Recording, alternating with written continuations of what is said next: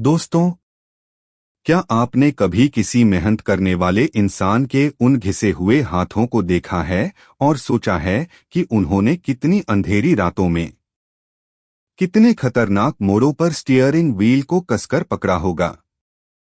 और क्या आपने कभी ये कल्पना की है कि कभी-कभी वो जिस बोझ को ढोते हैं वो सिर्फ सामान नहीं होता, बल्कि एक ऐसा भयानक राज होता है जो उनकी रूह तक को कुचल सकता है। ये कहानी रमेश कुमार की है और उस रात की है जब उसके ट्रक का बोझ सिर्फ जमे हुए सुअरों का नहीं था। हिमालय की गोद में रात का अंधेरा गहरा चुका था। सड़कें स्याही की लकीरों की तरह घुमावदार और खामोश थीं।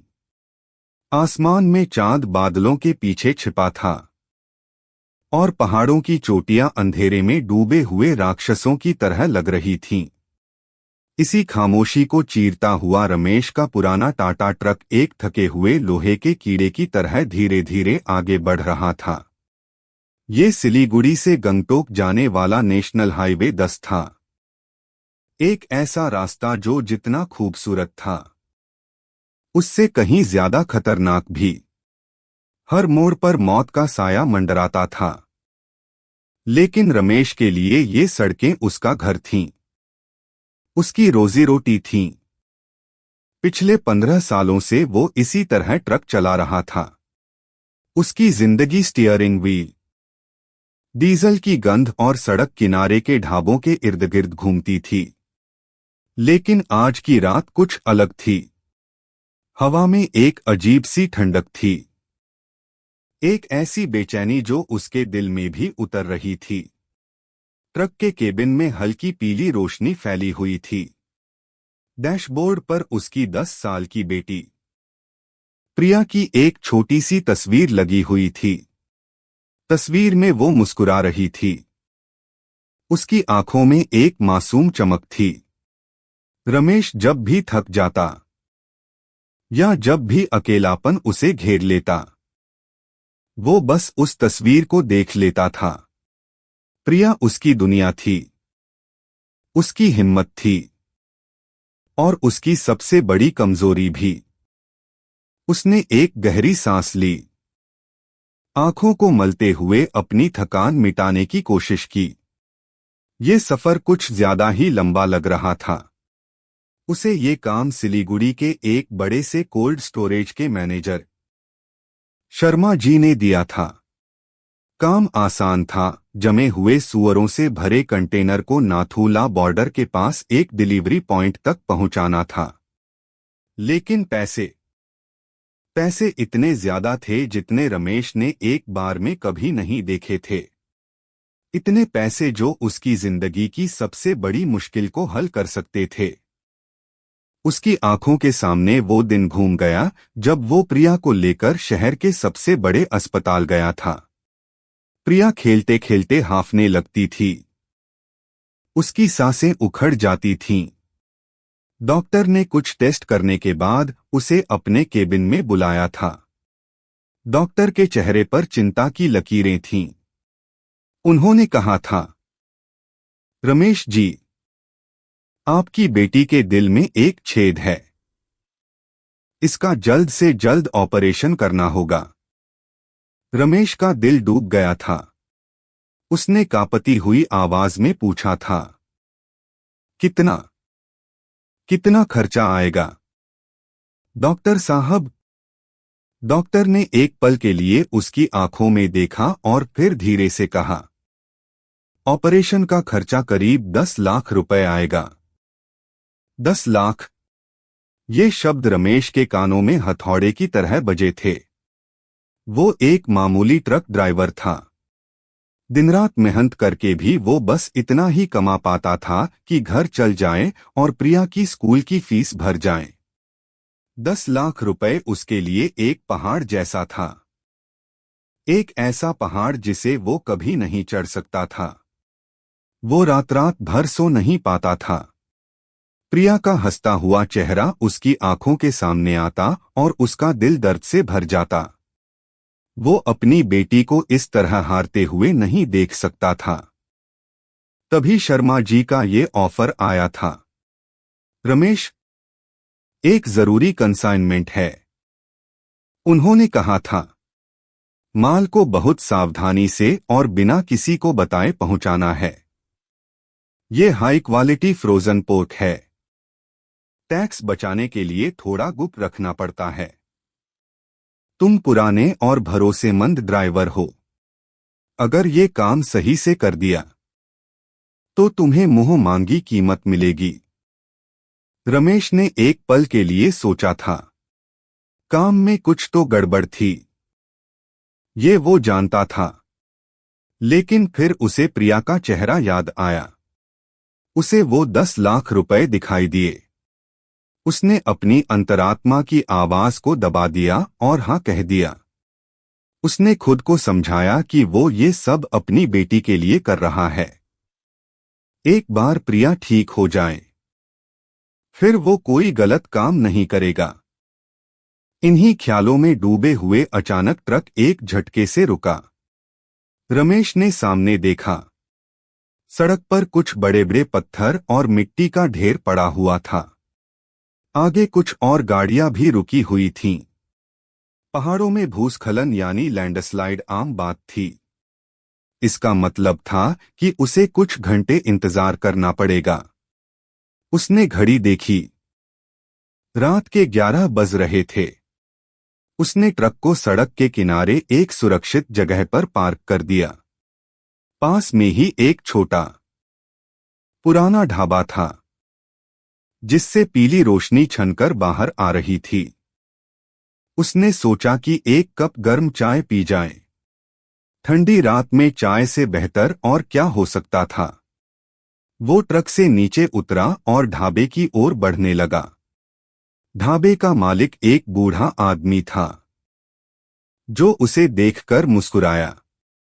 रमेश ने एक बेंच पर बैठते हुए कहा, एक कड़क चाय देना। चाचा। चाय का इंतजार करते हुए उसकी नजर अपने ट्रक पर पड़ी। वो अंधेरे में एक विशाल जानवर की तरह खड़ा था। सब कुछ शांत था, लेकिन तभी उसे एक हल्की सी आवाज सुनाई दी। एक खरोंचने जैसी आवाज, जो ट्रक के पिछले हिस्से से आ रही थी। उसने सोचा, शायद कोई जानवर होगा। पहाड़ी इलाका था, कुछ भी हो सकता था। उसने इस पर ज्यादा ध्यान नहीं दिया। लेकिन कुछ ही पलों बाद ढाबे की पीली रोशनी में उसने कुछ ऐसा देखा जिससे उसकी चाय की तलब गायब हो गई। उसके हलक में कांटे उग आए। ट्रक के रेफ्रिजरेटेड कंटेनर के दरवाजे के नीचे से कुछ टपक रहा था। टप टप। एक गहरी लाल बूंद जमीन की धूल पर गिरी, और फिर एक और। रमेश अपनी जगह पर जम गया। उसकी आंखें उस लाल रंग के धब्बे पर टिकी थीं, जो धीरे धीरे जमीन की धूल में जज्ब हो रहा था। ढाबे के मालिक ने चाय का गिलास उसकी ओर बढ़ाया। लो बेटा, चाय। लेकिन रमेश ने सुना ही नहीं। उसकी दुनिया उस एक बूंद पर आकर रुक गई थी। उसने खुद को समझाने की कोशिश की। हो सकता है ये जंग लगा पानी हो। पुराने ट्रक में ऐसा होता है। या शायद कंटेनर की ठंडक की वजह से जमा हुआ पानी पिघल रहा हो। हाँ, यही होगा। उसने अपने कांपते हुए मन को दिलासा दिया। लेकिन दिल के किसी कोने में एक आवाज कह रही थी कि वो खुद को धोखा दे रहा है। जंग लगा पानी इतना गाढ़ा और इतना गहरा लाल नहीं होता। तप तप। एक और बूंद गिरी, फिर एक और। ये आवाज अब उसे किसी घड़ी की टिक टिक की तरह सुनाई दे रही थी, जैसे किसी अनहोनी का वक्त नजदीक आ रहा हो। वो और बर्दाश्त नहीं कर सका। उसने चाय के पैसे मेज पर रखे और भारी कदमों से अपने ट्रक की ओर बढ़ा। हर कदम एक बोझ की तरह लग रहा था। हवा अचानक और भी ज्यादा ठंडी लगने लगी थी। या शायद ये डर था जो उसकी रीढ़ की हड्डी में सिहरन पैदा कर रहा था। वो ट्रक के पिछले हिस्से के पास पहुंचा। जमीन पर अब एक छोटा सा गड्ढा बन गया था, जो उस लाल तरल से भरा हुआ था। वो नीचे झुका। उसकी सांसें अटकी हुई थीं। उसने कांपती हुई उंगली से उस तरल को छुआ। वो ठंडा नहीं था। वो चिपचिपा और हल्का गर्म था। उसने अपनी उंगली अपनी नाक के पास लाई। एक जानी पहचानी धातु जैसी गंध, जो उसके नथुनों में घुस गई और उसके दिमाग तक पहुंच गई। खून। ये ताजा खून था। एक पल के लिए रमेश को लगा कि वो वहीं गिर पड़ेगा। उसकी दुनिया घूम रही थी। जमे हुए सूअरों से ताजा खून कैसे टपक सकता है? ये नामुमकिन था। इसका मतलब था कि कंटेनर के अंदर अंदर कुछ और था। कुछ जिंदा, या कुछ जो हाल ही में जिंदा था। शर्मा जी के शब्द उसके कानों में गूंजने लगे, माल बहुत कीमती है। किसी को पता नहीं चलना चाहिए। अब उसे उन शब्दों का असली मतलब समझ में आ रहा था। उसे धोखा दिया गया था। ये सिर्फ टैक्स चोरी का मामला नहीं था। ये कुछ बहुत ज्यादा भयानक था। उसके हाथ कांपने लगे। उसे केबिन में रखी प्रिया की तस्वीर याद आई। उसकी हंसी, उसकी मासूम आंखें। उसने ये काम अपनी बेटी को बचाने के लिए लिया था। लेकिन अब उसे लग रहा था कि उसने खुद को और अपनी बेटी को एक ऐसे दलदल में धकेल दिया है जहां से निकलना नामुमकिन है। वो क्या करे? पुलिस को फोन करे। अगर उसने पुलिस को बताया तो वो सबसे पहला मुजरिम बनेगा। वो क्या बताएगा? कि उसे पैसों का लालच दिया गया था। कोई उसकी बात पर यकीन नहीं करेगा। उसे जेल हो जाएगी। और फिर प्रिया का क्या होगा? कौन उसका ऑपरेशन करवाएगा? कौन उसकी देखभाल करेगा? ये सोचकर ही उसकी रूह कांप गई। दूसरा रास्ता था, चुपचाप ट्रक को डिलीवरी पॉइंट तक पहुंचा दे। अपने पैसे ले और हमेशा के लिए ये भूल जाए कि आज रात क्या हुआ था। लेकिन क्या वो ऐसा कर पाएगा? क्या वो इस बोझ के साथ जी पाएगा कि उसके ट्रक में किसी इंसान का खून बह रहा था? वो एक मामूली इंसान था। कोई अपराधी नहीं था। वो एक बाप था। लेकिन एक मजबूर बाप और एक अपराधी के बीच की लकीर बहुत पतली होती है। और आज रात रमेश उस लकीर पर खड़ा था। उसके दिमाग में एक तूफान चल रहा था। एक तरफ प्रिया की जिंदगी थी और दूसरी तरफ उसका ज़मीर, उसका डर। उसने अपनी हथेलियों से चेहरे को ढक लिया। अंधेरे पहाड़ उसे घूर रहे थे, जैसे वो उसके गुनाह के गवाह हों। हवा की सरसराहट में उसे किसी के रोने की आवाज सुनाई दे रही थी। उसे लगा कि उसका दम घुट रहा है। उसे यहां से भाग जाना चाहिए। ट्रक को यहीं छोड़कर अंधेरे में कहीं गायब हो जाना चाहिए। लेकिन वो जानता था कि वो अपने अतीत से भाग सकता है। इस ट्रक से भाग सकता है, पर अपनी बेटी की यादों से, उसकी जरूरत से कैसे भागेगा? उसने एक फैसला किया। एक ऐसा फैसला जो उसकी जिंदगी को हमेशा के लिए बदलने वाला था। और यहीं से हमारी कहानी का वो सफर शुरू होता है, जो आपको इंसानियत की गहराइयों में ले जाएगा। ये कहानी सिर्फ भारत चीन के रास्ते पर हुए एक अपराध की नहीं है। ये एक बाप के दिल के अंदर चल रहे उस तूफान की कहानी है, जहां प्यार और गुनाह एक दूसरे से लड़ रहे थे। हमारे साथ इस सफर के अंत तक बने रहिएगा। ये जानने के लिए कि एक आम इंसान अपनी सबसे कीमती चीज को बचाने के लिए किस हद तक जा सकता है और उस चुनाव की उसे क्या कीमत चुकानी पड़ती है। रमेश के दिल और दिमाग में चल रही कशमकश से मीलों दूर गंगटोक के पुलिस हेडक्वार्टर में रात की खामोशी पसरी हुई थी। ज्यादातर ऑफिसर्स घर जा चुके थे, लेकिन एक केबिन की लाइट अभी भी जल रही थी। वो केबिन था इंस्पेक्टर विक्रम सिंह का। विक्रम अपनी कुर्सी पर बैठा फाइलों के एक ढेर को घूर रहा था। उसकी उम्र 30 के आसपास होगी, लेकिन उसकी आंखों में एक ऐसी थकान थी जो उसकी उम्र से कहीं ज्यादा थी। उसके सामने चाय का कप ठंडा हो चुका था। विक्रम एक होशियार और ईमानदार ऑफिसर था, लेकिन पिछले 5 सालों से उसके दिल पर एक बोझ था। एक ऐसा केस जो आज भी उसे सोने नहीं देता था। 5 साल पहले शहर से एक 8 साल की बच्ची रिया लापता हो गई थी। विक्रम ने उस केस में दिन रात एक कर दिए थे, लेकिन रिया का कोई सुराग नहीं मिला था। न कोई चिट्ठी, न कोई फिरौती की कॉल, कुछ भी नहीं। वो केस एक खुली फाइल की तरह आज भी उसके डेस्क पर पड़ा रहता था, एक नाकामी की याद दिलाता हुआ। उस दिन के बाद से विक्रम ने हर केस को, खासकर बच्चों या किसी के लापता होने से जुड़े केस को, अपनी निजी लड़ाई बना लिया था। तभी उसके डेस्क पर रखा फोन बजा। रात के इस पहर में फोन बजना कभी भी अच्छी खबर नहीं लाता था। विक्रम ने गहरी सांस लेते हुए फोन उठाया। इंस्पेक्टर विक्रम सिंह।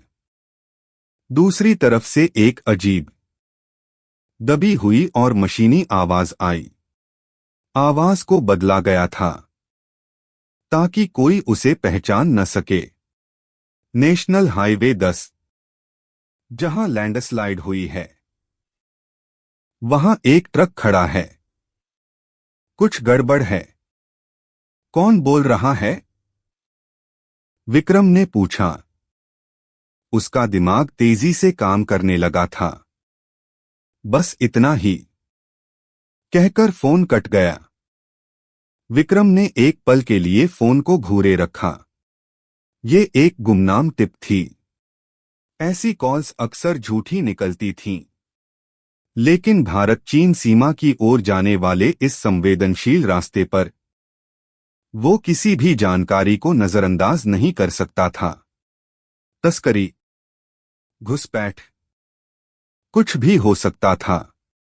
और उस आवाज में जो ठंडक थी, उसने विक्रम के मन में एक शक पैदा कर दिया था। कुछ गड़बड़ है, ये शब्द उसके कानों में गूंज रहे थे। उसने तुरंत अपने सबसे भरोसेमंद कांस्टेबल पवार को फोन किया। पवार, जीप तैयार करो, हाईवे 10 पर चलना है, लैंडस्लाइड वाली जगह पर, जल्दी। 15 मिनट बाद पुलिस की जीप रात के अंधेरे को चीरती हुई उन्हीं घुमावदार सड़कों पर दौड़ रही थी। जीप की नीली लाल बत्तियां पहाड़ों की चट्टानों पर चमक रही थीं, और सायरन की आवाज खामोश वादियों में गूंज रही थी। विक्रम खामोश बैठा बाहर देख रहा था। उसके मन में रिया का चेहरा घूम रहा था।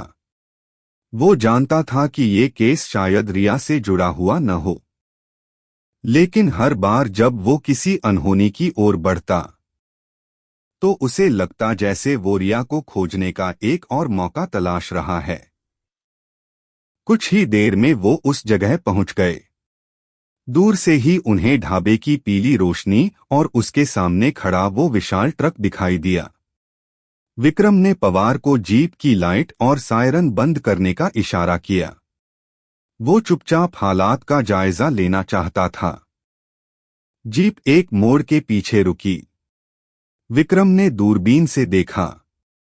एक आदमी ट्रक के पिछले हिस्से के पास बेचैनी से चक्कर काट रहा था। वो बार बार अपने बाल नोच रहा था और जमीन को देख रहा था। वो डरा हुआ लग रहा था, बहुत ज्यादा डरा हुआ। विक्रम का शक और भी गहरा हो गया। चलो, उसने पवार से कहा।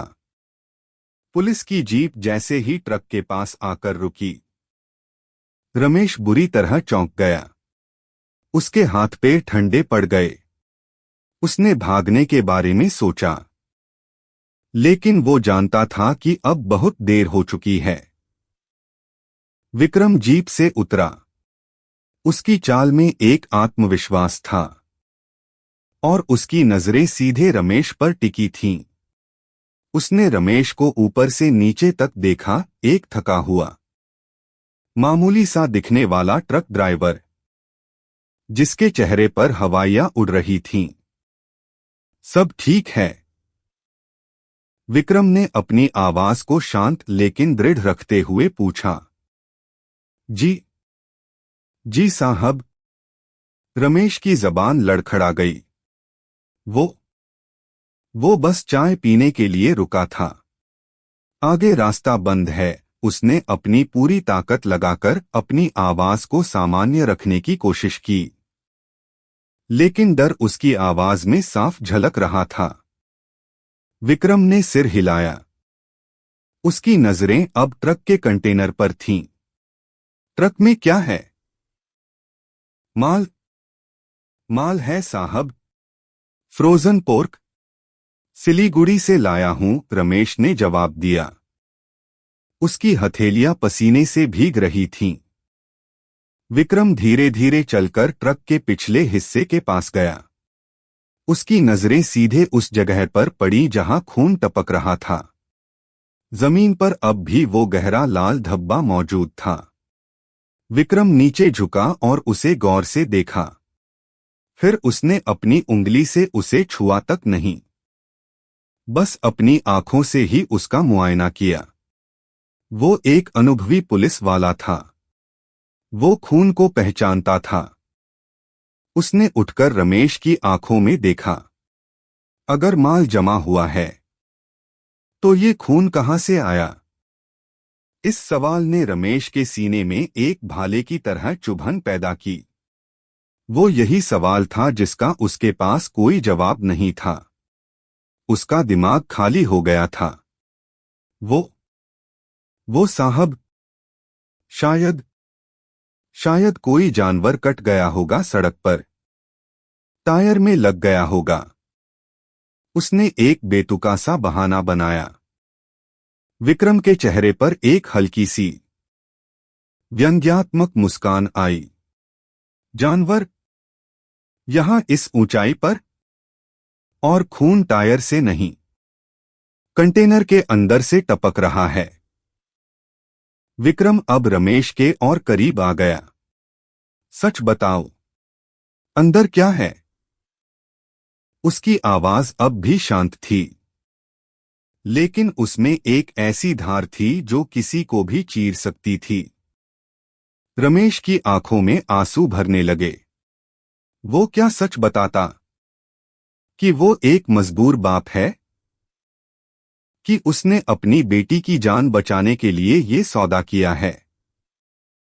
कोई उसकी कहानी पर यकीन नहीं करेगा। उसे लगेगा कि वो कोई खतरनाक अपराधी है जो कहानियां बना रहा है। उसे प्रिया का भविष्य अंधेरे में नजर आने लगा।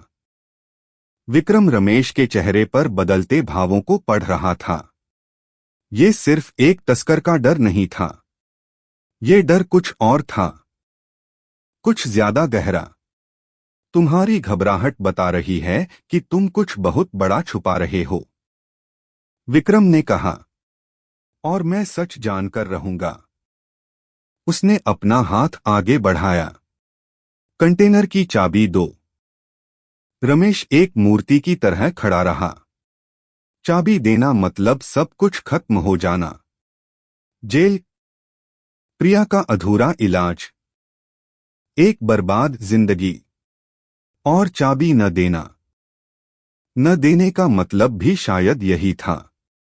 वो हर तरफ से घिर चुका था। मैंने कहा, चाबी दो। इस बार विक्रम की आवाज में सख्ती थी। रात की खामोशी में दो इंसान एक दूसरे के सामने खड़े थे। एक कानून का रखवाला जो सच की तलाश में था, और एक मजबूर बाप जो अपने सबसे बड़े झूठ को बचाने की कोशिश कर रहा था। और उन दोनों के बीच लोहे के एक बंद कंटेनर में एक भयानक सच कैद था, जो बाहर आने के लिए छटपटा रहा था। रमेश की चुप्पी विक्रम के लिए एक जवाब की तरह थी। उसने अब और इंतजार नहीं किया। पवार, उसने आवाज दी, बोल्ट कटर लाओ, हमें ये ताला तोड़ना होगा। नहीं साहब, प्लीज। रमेश लगभग चीख पड़ा। वो विक्रम के पैरों में गिरने ही वाला था। आप जैसा सोच रहे हैं वैसा कुछ नहीं है। मैं बस एक ड्राइवर हूं। उसकी आवाज में बेबसी थी, एक ऐसी बेबसी जो किसी टूटे हुए इंसान की आवाज में होती है। विक्रम ने उसे देखा, लेकिन उसकी आंखों में कोई नरमी नहीं आई। उसने बहुत से अपराधियों को देखा था जो पकड़े जाने पर ऐसे ही गिड़गिड़ाते थे। अगर वैसा कुछ नहीं है तो तुम्हें डरने की जरूरत नहीं है, उसने सपाट आवाज में कहा। पवार जीप से एक बड़ा सा बोल्ट कटर ले आया। लोहे के ताले पर बोल्ट कटर की पकड़ बनी और एक तेज कट की आवाज के साथ ताला टूटकर नीचे गिर गया। उस आवाज ने जैसे रमेश के दिल के भी दो टुकड़े कर दिए हों। सब खत्म हो गया था। विक्रम ने अपने एक हाथ से पिस्तौल निकाल ली और दूसरे से पवार को इशारा किया। पवार ने धीरे धीरे कंटेनर का भारी दरवाजा खींचना शुरू किया।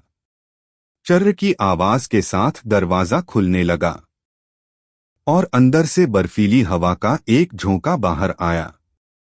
हवा में मांस की एक अजीब सी गंध थी।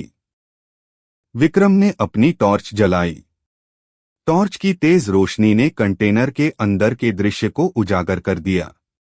अंदर दर्जनों सफेद बोरियों में लिपटे हुए सूअरों के शव एक के ऊपर एक रखे हुए थे।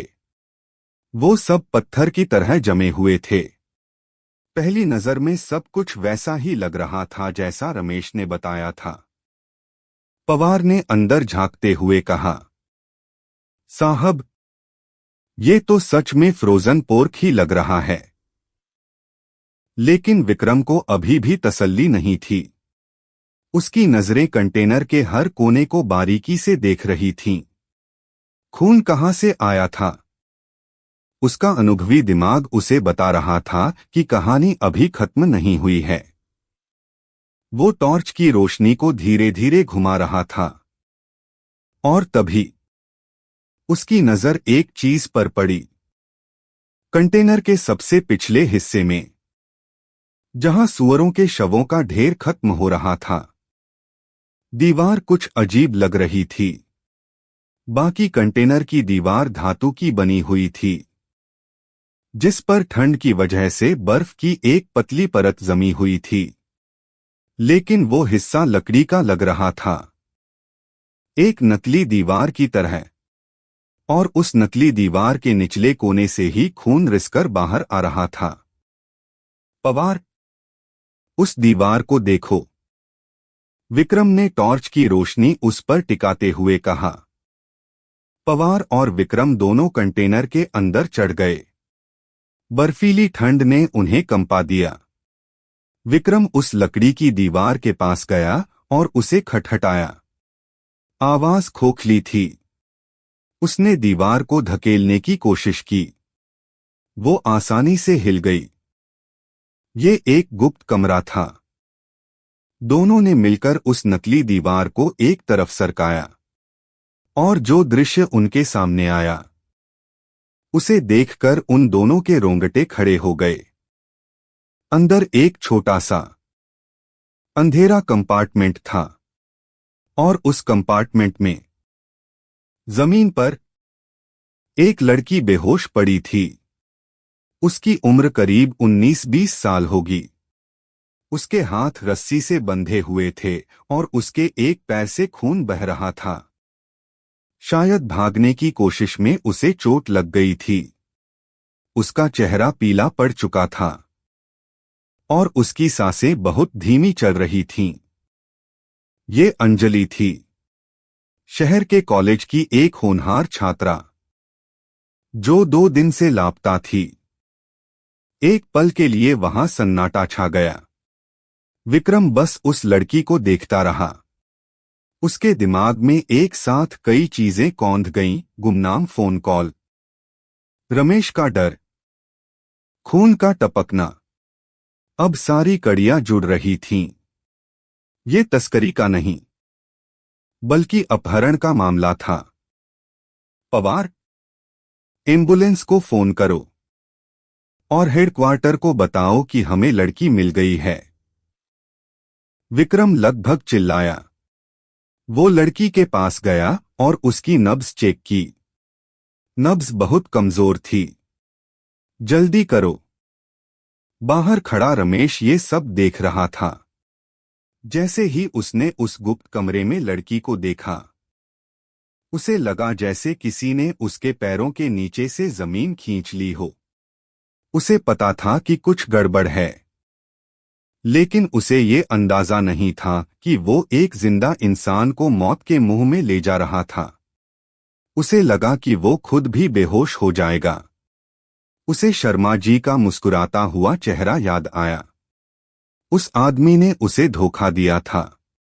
उसने एक बाप की मजबूरी का फायदा उठाकर उसे एक वहशी बना दिया था। पुलिस ने तुरंत रमेश को हथकड़ी पहना दी। रमेश ने कोई विरोध नहीं किया। उसकी सारी हिम्मत जवाब दे चुकी थी। वो बस एक खाली शरीर की तरह खड़ा था, जिसकी आत्मा को अपराध बोध ने निचोड़ लिया था। पुलिस स्टेशन में रात गहराती जा रही थी। अंजलि को अस्पताल पहुंचा दिया गया था, जहां उसकी हालत स्थिर थी। अब सारी नजरें रमेश पर थीं। उसे एक ठंडे, छोटे से कमरे में बिठाया गया था। विक्रम उसके सामने एक कुर्सी पर बैठा था।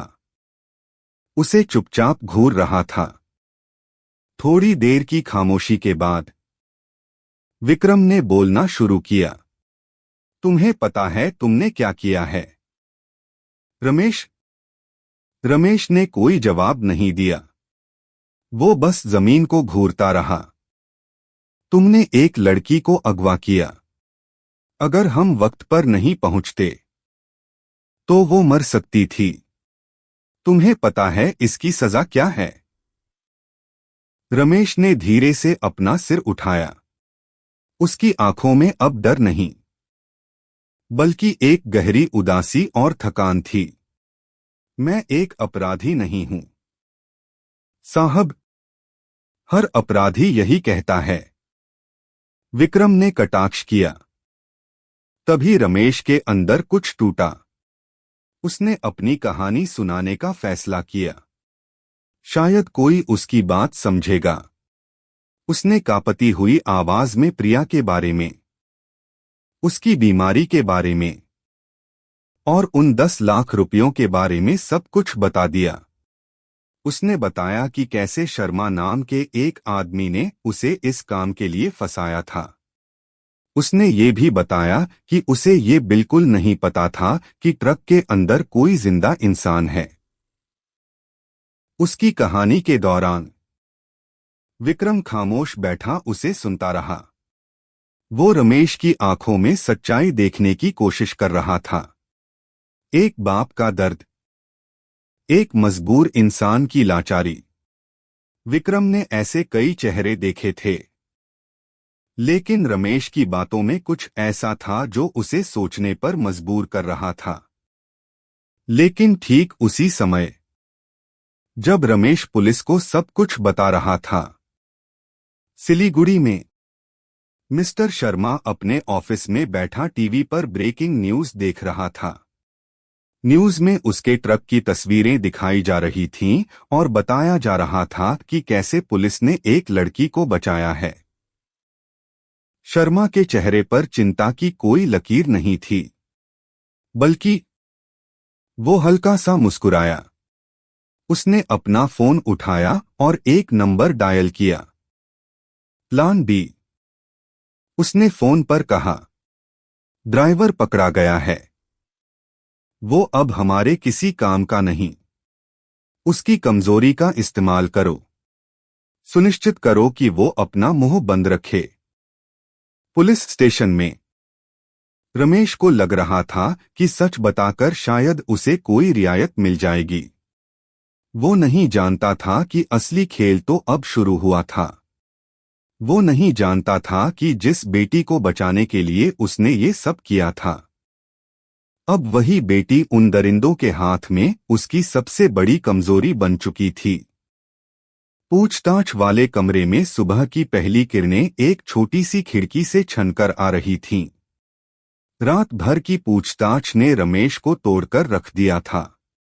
वो अपनी कहानी बार बार दोहरा चुका था। हर छोटी से छोटी बात विक्रम को बता चुका था। शर्मा जी का ऑफिस, उनका हुलिया, पैसों का लेन देन, सब कुछ। उसे उम्मीद थी कि उसके सहयोग से शायद कानून उस पर थोड़ी नरमी बरतेगा। विक्रम रात भर जागता रहा था। रमेश की कहानी ने उसे अंदर तक झकझोर दिया था। एक पुलिस वाले के तौर पर उसका दिमाग कह रहा था कि रमेश एक अपराधी है, चाहे उसकी मजबूरी कुछ भी रही हो। लेकिन एक इंसान के तौर पर वो उस बाप के दर्द को महसूस कर पा रहा था जो अपनी बेटी के लिए किसी भी हद तक जाने को तैयार था। वो रिया के केस के बारे में सोचने लगा। क्या रिया के अपहरणकर्ता के पीछे भी कोई ऐसी ही मजबूरी रही होगी? नहीं, ये सोच गलत है। अपराध अपराध होता है। लेकिन रमेश के मामले में कुछ ऐसा था जो विक्रम को परेशान कर रहा था। वो गुमनाम फोन कॉल, वो किसने की थी? अगर रमेश इस गिरोह का हिस्सा होता तो कोई उसे क्यों फंसवाता? और अगर वो हिस्सा नहीं था तो किसी को कैसे पता चला कि ट्रक में लड़की है और वो कहाँ खड़ा है? ये सब एक पहेली की तरह था। उसने रमेश की दी हुई जानकारी के आधार पर सिलीगुड़ी पुलिस से संपर्क किया था। सिलीगुड़ी पुलिस उस कोल्ड स्टोरेज पर नजर रखे हुए थी जिसका पता रमेश ने दिया था। सब कुछ बहुत सामान्य लग रहा था। कोई हड़बड़ी नहीं, कोई घबराहट नहीं, जैसे कुछ हुआ ही न हो। तभी पूछताछ वाले कमरे का दरवाजा खुला और कांस्टेबल पवार अंदर आया। उसके चेहरे पर चिंता की लकीरें थीं। साहब, आपके लिए फोन है, जरूरी है। विक्रम ने रमेश पर एक नजर डाली और बाहर चला गया। फोन पर दूसरी तरफ से जो आवाज आई, उसने विक्रम के पैरों तले जमीन खिसका दी। वो एक मशीनी, बदली हुई आवाज थी, वैसी ही जैसी उसे रात को आई थी। इंस्पेक्टर विक्रम सिंह, आवाज ने कहा, तुम्हारे पास हमारा ड्राइवर है। हमें वो जिंदा और खामोश चाहिए। कौन हो तुम? विक्रम ने गुस्से से पूछा। ये जरूरी नहीं है, आवाज ने कहा। जरूरी ये है कि रमेश कुमार की एक बेटी है, प्रिया कुमार, 10 साल की, सेंट मैरी स्कूल में पढ़ती है। बहुत प्यारी बच्ची है। अगर उसके पिता ने अपना मुंह खोला तो उस बच्ची का दिल हमेशा के लिए धड़कना बंद हो जाएगा और इस बार कोई डॉक्टर उसे नहीं बचा पाएगा। एक पल के लिए विक्रम की सांसें रुक गईं। ये एक सीधी सादी धमकी थी, क्रूर और ठंडी। अगर तुमने उस बच्ची को हाथ भी लगाया, विक्रम ने अपनी आवाज पर काबू पाते हुए कहा, हाथ लगाना तो बहुत दूर की बात है। इंस्पेक्टर, आवाज हंसी। हम तो बस ये चाहते हैं कि तुम रमेश को समझा दो। उसे बस एक बयान देना है कि उसने पैसों के लालच में अकेले ही लड़की को अगवा किया था। वो किसी शर्मा को नहीं जानता, किसी गिरोह के बारे में नहीं जानता। अगर वो ऐसा करता है तो उसकी बेटी सुरक्षित रहेगी, और अगर नहीं तो तुम जानते हो। फोन कट गया। विक्रम ने गुस्से में अपनी मुट्ठी दीवार पर दे मारी। ये अपराधी बहुत शातिर थे। उन्होंने रमेश की सबसे बड़ी कमजोरी को पकड़ लिया था। अब रमेश एक मुजरिम नहीं, बल्कि एक पीड़ित भी था, और उसकी बेटी, एक 10 साल की मासूम बच्ची, अब इस खतरनाक खेल में एक मोहरा बन चुकी थी। विक्रम भारी कदमों से वापस पूछताछ वाले कमरे में गया। रमेश ने उम्मीद भरी नजरों से उसकी ओर देखा, जैसे पूछ रहा हो, क्या कोई अच्छी खबर है? विक्रम उसकी आंखों में आंखें डालकर नहीं देख पा रहा था। वो कैसे एक बाप को बताए कि उसकी बेटी की जान खतरे में है? वो कैसे उसे बताए कि सच बोलने की कीमत उसे अपनी बेटी की जान देकर चुकानी पड़ सकती है? वो रमेश के सामने बैठ गया। कमरे में एक भारी खामोशी छा गई। रमेश, विक्रम ने धीरे से कहा। उसकी आवाज में एक अजीब सी थकान थी। तुम्हारी बेटी प्रिया, वो ठीक तो है न? प्रिया का नाम सुनते ही रमेश की आंखों में एक चमक आ गई।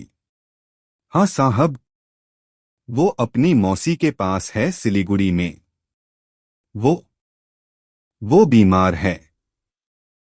विक्रम ने एक गहरी सांस ली। रमेश, तुम्हें मेरी बात बहुत ध्यान से सुननी होगी। तुम्हारी बेटी खतरे में है। ये शब्द सुनते ही रमेश के चेहरे का रंग उड़ गया। क्या? क्या मतलब? उसे क्या हुआ? वो ठीक तो है? वो लगभग चिल्लाया। विक्रम ने उसे उन लोगों के फोन कॉल के बारे में सब कुछ बता दिया। जैसे जैसे विक्रम बोलता गया, रमेश के चेहरे पर डर, गुस्सा और बेबसी के भाव आते जाते रहे। जब विक्रम ने अपनी बात खत्म की तो रमेश का चेहरा पत्थर की तरह भावहीन हो चुका था। वो दरिंदे, वो उसकी बेटी तक पहुंच गए थे, जिस बेटी के लिए उसने ये सब किया। आज वही उसकी वजह से मौत के साये में थी। वो मुझसे क्या चाहते हैं? रमेश ने टूटी हुई आवाज में पूछा। वो चाहते हैं कि तुम सारा इल्जाम अपने सिर पर ले लो। विक्रम ने कहा। वो चाहते हैं कि तुम कहो कि तुमने ये सब अकेले किया है। रमेश खामोशी से जमीन को घूरता रहा। उसके सामने अब दो रास्ते थे। एक रास्ता था सच का, जो शायद उसकी बेटी की मौत की ओर जाता था, और दूसरा रास्ता था झूठ का, जिसमें उसे एक ऐसे गुनाह को कबूल करना था जो उसने किया भी नहीं था। लेकिन शायद उसकी बेटी बच जाती। एक बाप के लिए इससे बड़ी परीक्षा क्या हो सकती थी? वो फूट फूट कर रो पड़ा। वो एक मजबूत आदमी था, जिसने जिंदगी की हर मुश्किल का सामना किया था। लेकिन आज वो टूट चुका था। वो अपने घुटनों पर गिर गया। उसके आंसू जमीन पर गिर रहे थे। साहब, मेरी बेटी को बचा लो प्लीज। मैं कुछ भी करूंगा, कुछ भी। विक्रम ने उठकर उसके कंधे पर हाथ रखा। एक पुलिस वाले के तौर पर उसे रमेश से दूरी बनाए रखनी चाहिए थी। लेकिन उस वक्त वो सिर्फ एक इंसान था जो दूसरे इंसान का दर्द समझ रहा था। खड़े हो जाओ, रमेश, विक्रम ने दृढ़ता से कहा। रोने से कुछ नहीं होगा। अब हमें सोचना होगा, हमें लड़ना होगा। रमेश ने आंसुओं से भरी आंखों से विक्रम की ओर देखा। कैसे लड़ें? साहब, वो लोग बहुत खतरनाक हैं। वो मेरी प्रिया को मार डालेंगे। विक्रम की आंखों में एक अजीब सी आग जल रही थी। ये सिर्फ एक केस नहीं था, ये अब उसके लिए भी एक निजी लड़ाई बन चुका था। उन अपराधियों ने एक बच्ची को धमकी देकर कानून को चुनौती दी थी। उन्होंने विक्रम सिंह को चुनौती दी थी। एक रास्ता है, विक्रम ने कहा। उसकी आवाज में एक नया आत्मविश्वास था। लेकिन वो बहुत खतरनाक है। इसमें तुम्हारी जान को भी खतरा हो सकता है। रमेश खड़ा हो गया। उसके आंसू अब भी बह रहे थे, लेकिन उसकी आंखों में अब बेबसी की जगह एक दृढ़ संकल्प था। अगर मेरी बेटी बच सकती है तो मैं अपनी जान देने के लिए भी तैयार हूं। साहब, विक्रम ने सिर हिलाया। उसने एक योजना बनाई थी, एक जोखिम भरी योजना। वो रमेश को एक चारा की तरह इस्तेमाल करने वाला था। वो उन अपराधियों को यह विश्वास दिलाएगा कि रमेश उनका कहा मानने के लिए तैयार है, और इसी दौरान वो उनके जाल तक पहुंचने की कोशिश करेगा। ठीक है, रमेश, विक्रम ने कहा। तो सुनो कि तुम्हें क्या करना है। पुलिस स्टेशन के उस छोटे से कमरे में एक इंस्पेक्टर और एक मजबूर बाप ने मिलकर एक खतरनाक खेल खेलने का फैसला किया था। एक ऐसा खेल जिसमें एक भी गलती का मतलब था एक मासूम बच्ची की मौत। विक्रम की योजना जितनी खतरनाक थी, उतनी ही सीधी थी। वो शर्मा के गिरोह को विश्वास दिलाना चाहता था कि रमेश टूट चुका है और वो उनकी हर बात मानने को तैयार है। इसके लिए रमेश को एक और फोन कॉल का इंतजार करना था और फिर उनकी शर्तों को मानना था। लेकिन इस बार पुलिस तैयार थी। वो उस कॉल को ट्रेस करने की पूरी कोशिश करने वाले थे। ये एक जुआ था। अपराधी इतने शातिर थे कि शायद वो किसी ऐसी तकनीक का इस्तेमाल कर रहे हों जिसे ट्रेस करना मुश्किल हो। लेकिन विक्रम के पास और कोई चारा नहीं था। अगले 24 घंटे रमेश के लिए किसी नरक से कम नहीं थे। उसे एक सेल में रखा गया था, लेकिन उसका दिमाग सिलीगुड़ी में अपनी बेटी के पास था। क्या वो ठीक होगी? क्या उन लोगों ने उसे कोई नुकसान पहुंचाया होगा? ये ख्याल उसे दीमक की तरह खाए जा रहे थे। हर बार जब सेल का दरवाजा खुलता तो उसका दिल जोरों से धड़कने लगता। विक्रम ने सिलीगुड़ी पुलिस को अलर्ट पर रखा था। सादे कपड़ों में पुलिसकर्मी प्रिया की मौसी के घर और उसके स्कूल के आसपास निगरानी कर रहे थे, लेकिन बहुत सावधानी से, ताकि अपहरणकर्ताओं को कोई शक न हो। आखिरकार वो फोन आया। इस बार फोन विक्रम के ऑफिस नंबर पर नहीं, बल्कि रमेश के वकील के फोन पर आया था। उन लोगों ने सोचा था कि वकील के जरिए बात करना ज्यादा सुरक्षित होगा। तुम्हारा क्लाइंट मान गया है। वही मशीनी आवाज गूंजी। वकील ने, जैसा कि विक्रम ने उसे सिखाया था, कहा, हाँ, वो तैयार है, लेकिन उसकी एक शर्त है। वो अपनी बेटी से एक बार बात करना चाहता है, ये तसल्ली करने के लिए कि वो सुरक्षित है। दूसरी तरफ कुछ पलों की खामोशी छा गई। फिर आवाज आई, ठीक है, 5 मिनट बाद तुम्हारे फोन पर वीडियो कॉल आएगा। सिर्फ 30 सेकंड। और याद रखना, कोई होशियारी नहीं। फोन कट गया। विक्रम की टीम के लिए ये सुनहरा मौका था। तैयार हो जाओ। उसने अपनी टेक्निकल टीम को आदेश दिया। हमें किसी भी कीमत पर इस वीडियो कॉल की लोकेशन चाहिए। कमरा तनाव से भर गया था। हर कोई अपनी स्क्रीन पर नजरें गड़ाए बैठा था। रमेश को कमरे में लाया गया। उसका चेहरा पीला पड़ा हुआ था। वो अपनी बेटी को देखने वाला था, लेकिन किस हाल में, ये वो नहीं जानता था। ठीक 5 मिनट बाद वकील के फोन की स्क्रीन पर वीडियो कॉल आने लगी। वकील ने फोन स्पीकर पर डालकर रमेश के सामने रख दिया। स्क्रीन पर प्रिया का चेहरा दिखाई दिया। वो डरी हुई थी। उसकी आंखें सूजी हुई थीं। वो एक अंधेरे कमरे में थी। पापा। उसकी आवाज कांप रही थी। रमेश के मुंह से कोई आवाज नहीं निकली।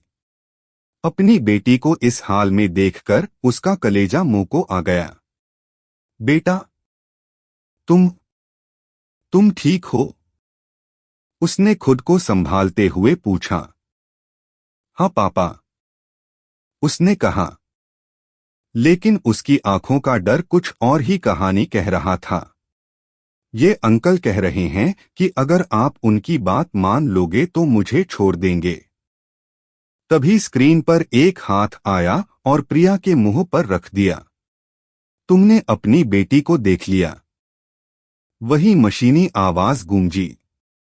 अब जैसा कहा है वैसा करो। बयान दो। हम तुम्हें देखते रहेंगे। और कॉल कट गई। 30 सेकंड खत्म हो चुके थे। लेकिन विक्रम की टीम के लिए ये 30 सेकंड काफी थे। मिल गया सर, एक टेक्निकल ऑफिसर चिल्लाया। लोकेशन मिल गई है। ये सिलीगुड़ी के बाहरी इलाके में एक पुराना वेयरहाउस है। वही कोल्ड स्टोरेज जिसके बारे में रमेश ने बताया था। विक्रम के चेहरे पर एक कठोर संकल्प दिखाई दिया। टीम तैयार करो। उसने आदेश दिया। हम अभी रेड करेंगे। उसने सिलीगुड़ी के पुलिस कमिश्नर को फोन किया और उन्हें पूरी जानकारी दी। एक जॉइंट ऑपरेशन की योजना बनाई गई। विक्रम अपनी टीम के साथ तुरंत हेलीकॉप्टर से सिलीगुड़ी के लिए रवाना हो गया। कुछ घंटों के भीतर उस पुराने कोल्ड स्टोरेज को भारी पुलिस बल ने चारों तरफ से घेर लिया था। अंधेरा हो चुका था। विक्रम बुलेट प्रूफ जैकेट पहने अपनी टीम को आखिरी निर्देश दे रहा था। हमें लड़की को हर हाल में सुरक्षित बाहर निकालना है। शर्मा, जो इस गिरोह का सरगना लगता है, उसे जिंदा पकड़ना है। अचानक वेयरहाउस का एक शटर खुला और एक काली वैन तेजी से बाहर निकली। वो भाग रहे हैं। एक पुलिसवाला चिल्लाया। उन्हें रोको। विक्रम ने आदेश दिया। पुलिस की गाड़ियों ने वैन का पीछा करना शुरू कर दिया। लेकिन ये एक धोखा था। विक्रम जानता था कि शर्मा इतना बेवकूफ नहीं हो सकता कि वो मुख्य दरवाजे से भागे। एक टीम पीछा करो, उसने चिल्लाकर कहा। बाकी सब मेरे साथ अंदर आओ। विक्रम और उसकी टीम वेयरहाउस के पिछले दरवाजे को तोड़कर अंदर घुस गए। अंदर का माहौल बेहद डरावना था। बड़े बड़े फ्रीजर और मशीनें खड़ी थीं। एक कोने में एक छोटे से कमरे की लाइट जल रही थी। विक्रम और उसकी टीम दबे पांव उस कमरे की ओर बढ़े। दरवाजे पर कोई गार्ड नहीं था। विक्रम ने दरवाजे को एक झटका देकर खोला और अंदर घुस गया। पुलिस, हथियार डाल दो। अंदर का दृश्य दिल दहला देने वाला था। प्रिया एक कुर्सी से बंधी हुई थी और उसके बगल में मिस्टर शर्मा खड़ा था, जिसके हाथ में एक पिस्तौल थी। उसने पिस्तौल प्रिया के सिर पर तान रखी थी। एक भी कदम आगे बढ़ाया तो ये लड़की मर जाएगी। शर्मा शांति से बोला, जैसे उसे कोई डर ही न हो। उसका चेहरा वही था, शांत और पेशेवर, लेकिन उसकी आंखों में एक वहशीपन था। शर्मा, खेल खत्म हो चुका है। विक्रम ने अपनी पिस्तौल उस पर तानते हुए कहा, तुम्हारे आदमी पकड़े जा चुके हैं। खुद को कानून के हवाले कर दो। खेल अभी खत्म नहीं हुआ है। इंस्पेक्टर। शर्मा मुस्कुराया, तुम्हें क्या लगता है तुम मुझे पकड़ लोगे? मैं यहां से निकलूंगा और ये लड़की मेरे साथ जाएगी। विक्रम जानता था कि उसे शर्मा को बातों में उलझाए रखना होगा ताकि स्नाइपर को मौका मिल सके, जो खिड़की से अपनी पोजीशन ले रहा था। तुम इन बच्चों के साथ ऐसा कैसे कर सकते हो? शर्मा, विक्रम ने पूछा, इन मासूमों के अंग निकालकर बेचने में तुम्हें जरा भी शर्म नहीं आती? शर्मा हंसा, एक ठंडी, डरावनी हंसी। शर्म? इंस्पेक्टर, ये दुनिया सिर्फ पैसों पर चलती है और इंसान के अंग सोने से भी ज्यादा कीमती होते हैं। ये बच्चे, ये तो बस कच्चा माल हैं। उसकी बातें सुनकर विक्रम का खून खौल उठा। प्रिया रो रही थी। उसकी आंखें विक्रम पर टिकी थीं, जैसे मदद की भीख मांग रही हों। ठीक उसी पल विक्रम को अपने ईयरपीस में आवाज आई। टारगेट इन रेंज स्नाइपर तैयार था। विक्रम ने एक आखिरी कोशिश की। शर्मा, सोच लो, तुम्हारे पास कोई रास्ता नहीं है।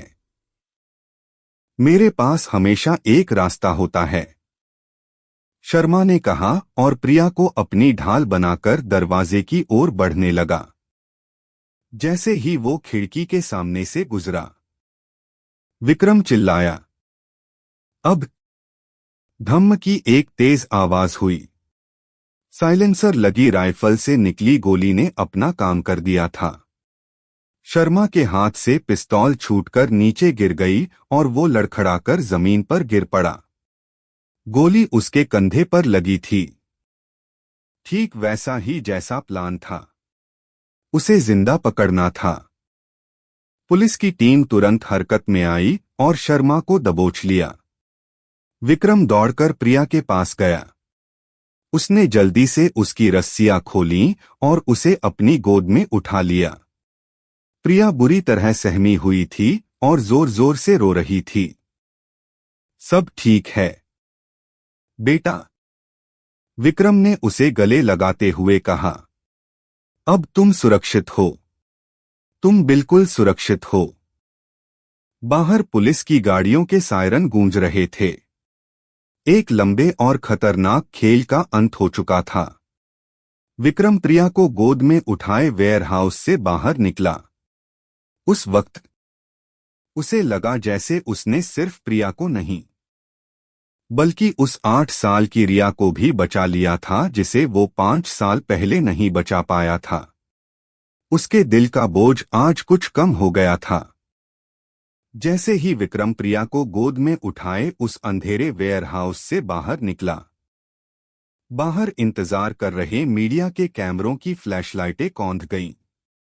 पुलिस की नीली लाल बत्तियां रात के अंधेरे में चमक रही थीं और सायरन की आवाज अब शांत हो चुकी थी। माहौल में एक अजीब सी खामोशी और तनाव के बाद की शांति थी।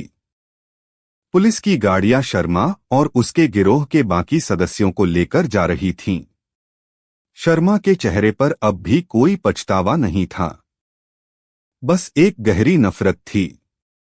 एम्बुलेंस के कर्मचारी अंजलि के परिवार को सांत्वना दे रहे थे। जो अभी अभी घटनास्थल पर पहुंचे थे। अंजलि के माता पिता की आंखों में आंसू थे, लेकिन ये खुशी के आंसू थे। उन्होंने विक्रम के हाथ जोड़कर उसका धन्यवाद किया, लेकिन विक्रम की आंखें किसी और को ढूंढ रही थीं। एक पुलिस वैन के पास हथकड़ियों में जकड़ा रमेश खड़ा था। दो कांस्टेबल उसे पकड़कर खड़े थे। उसकी नजरें सिर्फ अपनी बेटी पर टिकी थीं। जैसे ही उसने प्रिया को विक्रम की गोद में सुरक्षित देखा, उसकी आंखों से आंसुओं की धारा बह निकली। उसकी टांगें कांप गईं और वो वहीं जमीन पर घुटनों के बल बैठ गया, जैसे उसके शरीर की सारी ताकत खत्म हो गई हो। विक्रम धीरे धीरे चलकर उसके पास आया। प्रिया अब भी विक्रम के कंधे से चिपकी हुई थी, लेकिन उसने जैसे ही अपने पिता को देखा, वो उसकी ओर लपकी। पापा। पुलिस वालों ने एक पल के लिए रमेश की हथकड़ियां ढीली कर दीं। रमेश ने आगे बढ़कर अपनी बेटी को कसकर गले लगा लिया। बाप बेटी का वो मिलन इतना भावुक था कि वहां मौजूद हर किसी की आंखें नम हो गईं। कैमरों की फ्लैश चमकती रहीं, लेकिन उस एक पल के लिए रमेश और प्रिया अपनी ही दुनिया में खोए हुए थे। तुम ठीक हो न बेटा? रमेश ने उसके चेहरे को चूमते हुए पूछा। उन्होंने तुम्हें मारा तो नहीं? नहीं पापा, प्रिया ने सिसकते हुए कहा। मुझे बहुत डर लग रहा था। मुझे लगा था मैं आपसे कभी नहीं मिल पाऊंगी। अब कुछ नहीं होगा, रमेश ने कहा। पापा आ गए हैं। कुछ देर बाद एक महिला कांस्टेबल धीरे से प्रिया को रमेश से अलग करके पास खड़ी एम्बुलेंस की ओर ले गई, जहां उसकी मौसी पहले से ही मौजूद थी। अब वहां सिर्फ विक्रम और रमेश रह गए थे। रमेश अब भी घुटनों पर बैठा था। उसके आंसू रुकने का नाम नहीं ले रहे थे। उसने अपना सिर झुका लिया था, जैसे वो विक्रम से नजरें मिलाने की हिम्मत नहीं कर पा रहा हो। विक्रम उसके पास नीचे बैठ गया। उसने कुछ नहीं कहा। कभी कभी खामोशी शब्दों से ज्यादा ताकतवर होती है। उसने बस अपना हाथ रमेश के कंधे पर रख दिया। वो एक छोटा सा इशारा था, लेकिन उसमें बहुत कुछ छिपा था। वो इशारा कह रहा था, मैं समझता हूं साहब। रमेश ने टूटी हुई आवाज में कहा। मैंने बहुत बड़ा गुनाह किया है। मुझे इसकी सजा मिलनी चाहिए। कानून अपना काम करेगा। रमेश, विक्रम ने शांति से कहा, लेकिन तुमने एक सही काम भी किया है। अगर तुम हिम्मत नहीं दिखाते तो शायद आज तुम्हारी बेटी और अंजलि दोनों जिंदा नहीं होती। तुमने कई और लड़कियों की जिंदगी भी बचाई है। ये शब्द रमेश के लिए किसी मरहम की तरह थे। उसे अपने किए पर पछतावा था, लेकिन ये सुनकर कि उसकी वजह से किसी की जान बची है, उसके दिल का बोझ कुछ हल्का हुआ। मेरी प्रिया का क्या होगा साहब? उसने सबसे जरूरी सवाल पूछा। उसकी चिंता मत करो, विक्रम ने उसे आश्वासन दिया। अब वो पुलिस की सुरक्षा में है। और तुम्हारे सहयोग के लिए मैं अदालत से तुम्हारी सजा में नरमी बरतने की अपील करूंगा। हम कुछ एनजीओ से भी बात करेंगे जो तुम्हारी बेटी के इलाज में मदद कर सकें। रमेश ने नम आंखों से विक्रम की ओर देखा। उसे विश्वास नहीं हो रहा था। एक पुलिस ऑफिसर, जिसे उसका दुश्मन होना चाहिए था, आज उसके सबसे बड़े हमदर्द की तरह बात कर रहा था। मैं आपका ये एहसान जिंदगी भर नहीं भूलूंगा साहब, उसने हाथ जोड़ते हुए कहा। विक्रम ने उसे सहारा देकर खड़ा किया। ये कोई एहसान नहीं है रमेश, ये मेरा फर्ज है, उसने कहा और फिर मुड़कर जाने लगा। उस रात जब सब कुछ शांत हो गया, विक्रम वापस गंगटोक जाने वाली उसी सड़क पर अकेला खड़ा था, उसी ढाबे के पास जहां ये सब कुछ शुरू हुआ था। रात की हवा ठंडी थी, लेकिन आज उसे उस हवा में सुकून मिल रहा था। उसने सिगरेट जलाई और धुएं को आसमान की ओर छोड़ा। उसने रमेश के बारे में सोचा, एक आम आदमी जो हालात का शिकार हो गया। उसने शर्मा के बारे में सोचा, एक राक्षस जिसके लिए इंसानी जिंदगी की कोई कीमत नहीं थी। और उसने प्रिया और अंजलि के बारे में सोचा, दो मासूम जिंदगियां जो इस हैवानियत का शिकार होते होते बचीं। ये दुनिया कितनी अजीब थी। यहाँ अच्छे लोग बुरे काम करने पर मजबूर हो जाते थे और बुरे लोग अच्छाई का मुखौटा पहनकर घूमते थे। एक पुलिस वाले के तौर पर उसका काम था इन दोनों के बीच की लकीर को बनाए रखना। लेकिन आज उसे महसूस हो रहा था कि ये लकीर कितनी धुंधली है। उसने अपनी जेब से एक पुराना मुड़ा हुआ फोटो निकाला। ये रिया का फोटो था, वो 8 साल की बच्ची जो आज भी उसकी फाइलों में जिंदा थी। वो उसे नहीं बचा सका था, लेकिन आज उसने प्रिया को बचा लिया था। शायद यही जिंदगी का इंसाफ था। आप हर लड़ाई नहीं जीत सकते, लेकिन आपको लड़ना छोड़ना नहीं चाहिए। उसने उस फोटो को चूमा और वापस अपनी जेब में रख लिया। उसके दिल का बोझ पूरी तरह खत्म तो नहीं हुआ था, लेकिन हाँ, आज वो पहले से कहीं हल्का महसूस कर रहा था। अगले कुछ हफ्तों में रमेश की दुनिया पूरी तरह बदल गई। अखबारों और टीवी चैनलों पर उसकी कहानी छाई हुई थी। कुछ लोग उसे एक अपराधी कह रहे थे, तो कुछ उसे एक मजबूर बाप बता रहे थे जो हालात का शिकार हो गया। उसका केस अदालत में चला। पूरे मुकदमे के दौरान विक्रम ने अपना वादा निभाया। उसने अदालत में रमेश के पूर्ण सहयोग के बारे में बताया और यह भी गवाही दी कि कैसे रमेश ने अपनी और अपनी बेटी की जान जोखिम में डालकर एक बड़े मानव तस्करी गिरोह को पकड़ने में मदद की। अंजलि ने भी अदालत में बयान दिया कि कैसे रमेश ने उसे कोई नुकसान नहीं पहुंचाया था। अदालत ने सभी सबूतों और गवाहियों को ध्यान में रखते हुए अपना फैसला सुनाया। शर्मा और उसके गिरोह के सभी सदस्यों को उम्र कैद की सजा हुई। रमेश को अपराध में अनजाने में शामिल होने और बाद में कानून की मदद करने के लिए एक बहुत ही कम सजा सुनाई गई। जिस दिन फैसला आया, अदालत के बाहर प्रिया अपनी मौसी के साथ खड़ी थी। जब पुलिस रमेश को बाहर लेकर आई, तो वो दौड़कर उससे लिपट गई। पापा, आप जल्दी वापस आओगे ना? रमेश ने उसके सिर पर हाथ फेरते हुए कहा। हाँ बेटा। बहुत जल्दी। उसकी आंखों में अब बेबसी नहीं, बल्कि एक उम्मीद थी। विक्रम दूर खड़ा यह सब देख रहा था।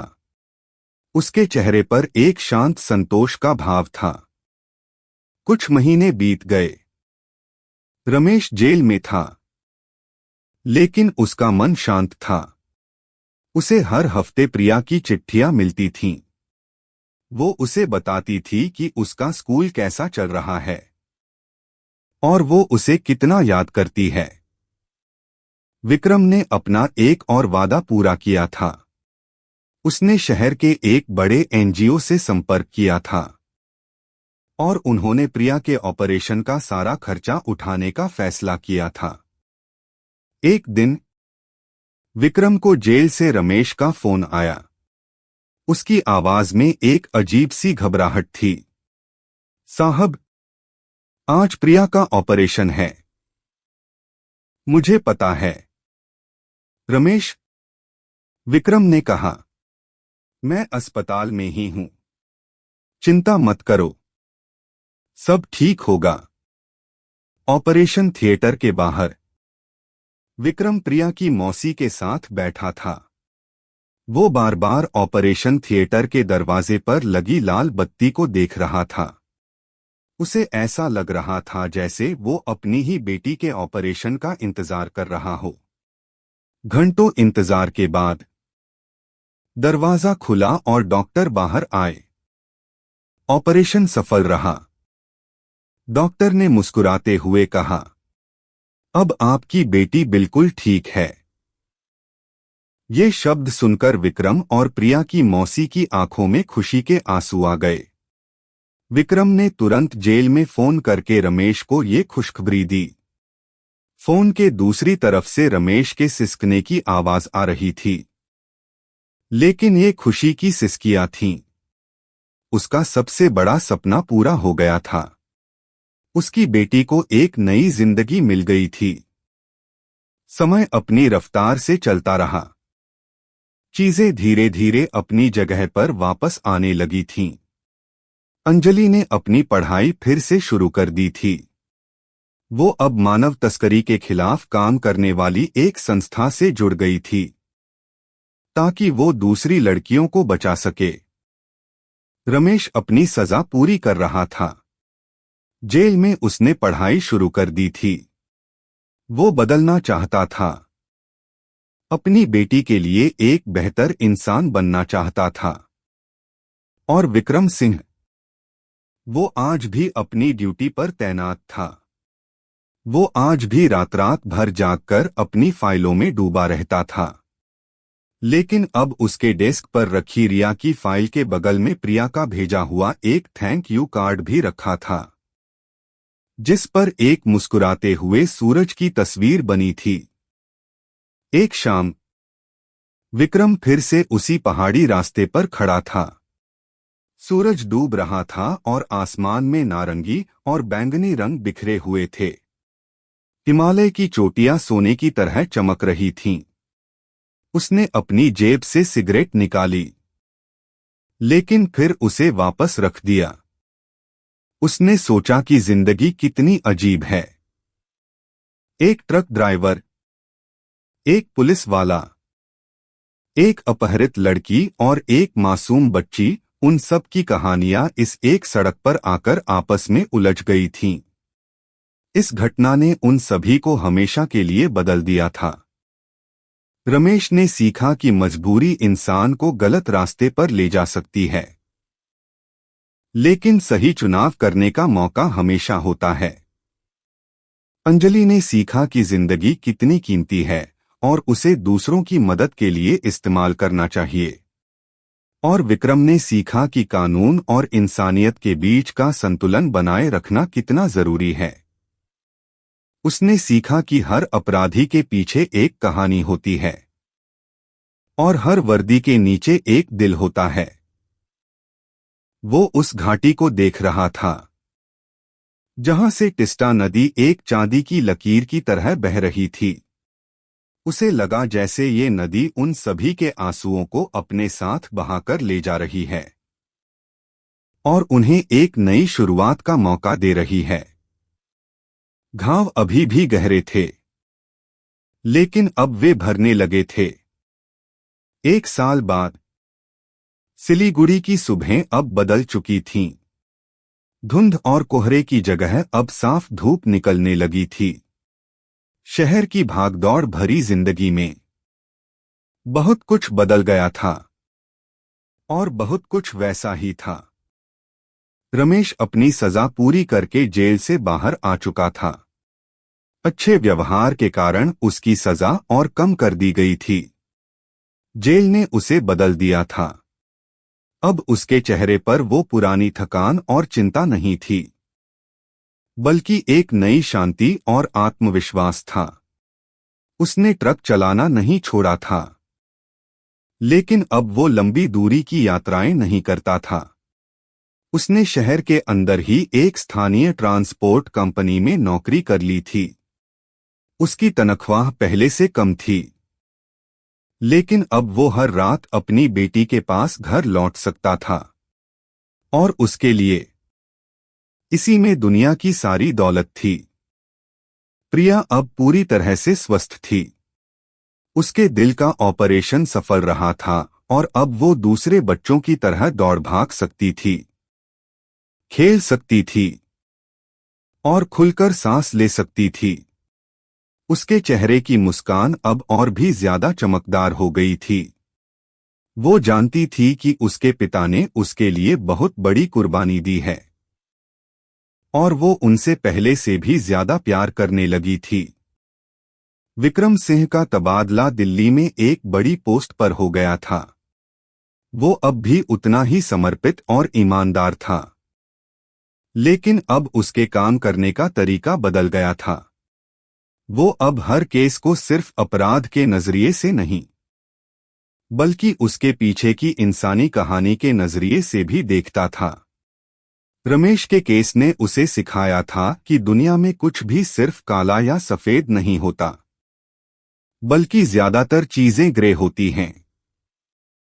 एक रविवार की सुबह सिलीगुड़ी के एक छोटे से पार्क में रमेश अपनी बेटी को साइकिल चलाना सिखा रहा था।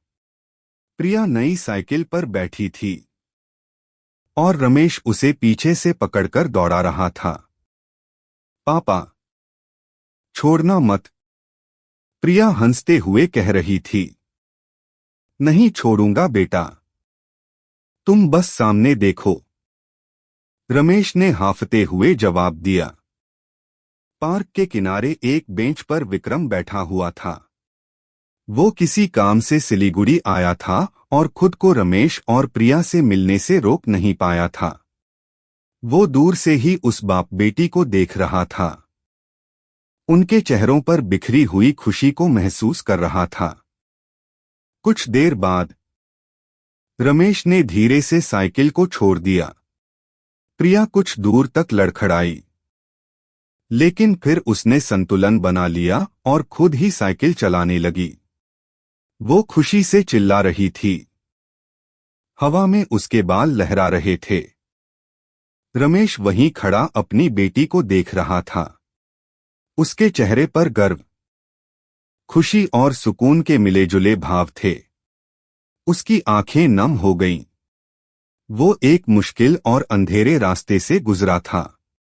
उसने सब कुछ खो दिया था, लेकिन अंत में उसने वो पा लिया था जो सबसे ज्यादा कीमती था, अपनी बेटी की मुस्कान और एक नई जिंदगी। उसकी नजर बेंच पर बैठे विक्रम पर पड़ी। वो मुस्कुराया और हाथ हिलाया। विक्रम भी मुस्कुराया और उसके पास चला आया। इंस्पेक्टर साहब, आप? रमेश ने हैरानी और खुशी से कहा। अब मैं इंस्पेक्टर नहीं रहा, रमेश, विक्रम ने कहा। बस विक्रम कहो। कैसा चल रहा है सब? आपकी दुआ है साहब, रमेश ने हाथ जोड़ते हुए कहा। सब ठीक है। प्रिया अब बिल्कुल ठीक है। दोनों खामोशी से प्रिया को साइकिल चलाते हुए देखते रहे। वो एक खूबसूरत दृश्य था। एक ऐसा दृश्य जिसके लिए रमेश ने अपनी आजादी दांव पर लगा दी थी और विक्रम ने अपना करियर। कभी कभी मैं सोचता हूं साहब, रमेश ने धीरे से कहा, कि अगर उस रात वो लैंडस्लाइड न हुई होती, अगर मैं उस ढाबे पर न रुका होता, तो क्या होता?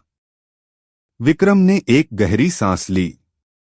जो होता है शायद अच्छे के लिए ही होता है। रमेश, कभी कभी जिंदगी हमें बहुत मुश्किल रास्तों पर ले जाती है ताकि हम सही मंजिल तक पहुंच सकें। उसने अपनी जेब से एक छोटा सा पैकेट निकाला और प्रिया को दिया। वो चॉकलेट्स थीं। प्रिया ने खुशी से उसे धन्यवाद कहा और वापस साइकिल चलाने लगी। वो पल, वो एक साधारण सा शांत पल था, लेकिन उस पल में एक पूरी कहानी का सार छिपा था। दर्द, संघर्ष, बलिदान और अंत में उम्मीद। विक्रम ज्यादा देर वहां नहीं रुका। उसने रमेश के कंधे पर हाथ रखा, उसे भविष्य के लिए शुभकामनाएं दी और चुपचाप वहां से चला गया। वो उस बाप बेटी के खूबसूरत पल में कोई दखल नहीं देना चाहता था। जैसे ही विक्रम पार्क से बाहर निकल रहा था, उसने आखिरी बार मुड़कर देखा। सूरज की सुनहरी धूप पेड़ों से छनकर आ रही थी। प्रिया अब भी खुशी से साइकिल चला रही थी और रमेश उसे देखकर मुस्कुरा रहा था। वो दृश्य एक तस्वीर की तरह विक्रम के मन में हमेशा के लिए बस गया। ये तस्वीर थी उम्मीद की, दूसरी शुरुआत की और एक पिता के प्यार की असीम ताकत की। रमेश कुमार की कहानी यहीं खत्म होती है। दोस्तों, ये कहानी हमें किसी नायक या खलनायक के बारे में नहीं बताती। ये हमारे जैसे ही एक आम इंसान की कहानी है, जिसे जिंदगी ने एक ऐसे दोराहे पर लाकर खड़ा कर दिया था जहां एक तरफ उसके बच्चे की जिंदगी थी और दूसरी तरफ उसका ज़मीर। उसकी कहानी हमें याद दिलाती है कि हताशा और मजबूरी में उठाया गया एक गलत कदम हमें कितनी गहरी खाई में धकेल सकता है। लेकिन ये कहानी हमें ये भी सिखाती है कि अंधेरा चाहे कितना भी गहरा क्यों न हो, अगर इंसान अपनी गलती को सुधारने की हिम्मत करे, तो रोशनी की एक किरण हमेशा मौजूद होती है। रमेश ने एक गलती की, लेकिन जब उसे मौका मिला, तो उसने सच का साथ देने का मुश्किल रास्ता चुना। और इसी चुनाव ने न सिर्फ कई मासूमों की जान बचाई, बल्कि उसे खुद को बचाने का भी एक मौका दिया। ये कहानी उस पुलिस ऑफिसर की भी है जिसने अपनी वर्दी के फर्ज से ऊपर उठकर इंसानियत को देखा। इंस्पेक्टर विक्रम सिंह ने हमें दिखाया कि कानून का असली मकसद सिर्फ सजा देना नहीं, बल्कि इंसाफ करना है। और कभी कभी इंसाफ के लिए हमें नियमों से परे जाकर किसी के दर्द को समझना पड़ता है। कभी कभी सबसे भयानक अपराधों के पीछे सबसे दुखद कहानियां छिपी होती हैं। जब भी आप किसी थके हुए ट्रक ड्राइवर को किसी सुनसान सड़क पर देखें, तो एक पल के लिए जरूर सोचिएगा, क्या पता वो अपने ट्रक में सिर्फ सामान नहीं, बल्कि अपने परिवार के सपनों और अपनी मजबूरियों का कितना बड़ा बोझ लेकर चल रहा हो। हमारी आपसे यही गुजारिश है कि अपने आसपास के लोगों के प्रति थोड़े और संवेदनशील बनें, उनकी परवाह करें, क्योंकि हम कभी नहीं जान सकते कि कौन सा इंसान अपनी जिंदगी में कौन सी लड़ाई लड़ रहा है। एक छोटा सा सहारा या मदद का एक हाथ किसी की जिंदगी को गलत रास्ते पर जाने से बचा सकता है। अगर इस कहानी ने आपके दिल को छुआ है, तो इसे अपने दोस्तों और परिवार के साथ जरूर शेयर करें, ताकि ये संदेश ज्यादा से ज्यादा लोगों तक पहुंच सके। और ऐसी ही और भी सच्ची और दिल को छू लेने वाली कहानियों के लिए हमारे चैनल को सब्सक्राइब करना न भूलें। नीचे कमेंट्स में हमें बताएं कि आप इस कहानी के बारे में क्या सोचते हैं। क्या रमेश ने जो किया वो सही था? आपकी राय हमारे लिए बहुत मायने रखती है। अगली बार फिर मिलेंगे एक और नई कहानी के साथ। तब तक अपना और अपनों का ख्याल रखें। धन्यवाद।